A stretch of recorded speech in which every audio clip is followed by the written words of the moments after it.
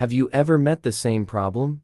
You are waiting for something important, but find that iPhone sound not working? Actually, this problem is not rare and many users have the same trouble with you. And certainly, there are several methods available for you to fix it. Solutions to fix iPhone sound not working. Solution 1. Clean the speaker holes. One of the possible reasons for iPhone not working issue is that there is too much dust or dirt covering the speaker holes. The first thing you can try is to clean the speaker holes by using a hairdryer. Solution 2. Enable the ring mode. When you turn the silent mode on, it is certain that you can hear any sound from your phone, so you can check the ring or silent button on the left side of iPhone. Solution 3. Turn up volume on iPhone. Another possibility is that you are using a very low volume. Thus, you can tend to increase the volume on your iPhone. Solution 4. Turn off Bluetooth. The software on iPhone will turn off the speaker when it detects a dock connection or an earphone plugged in. So,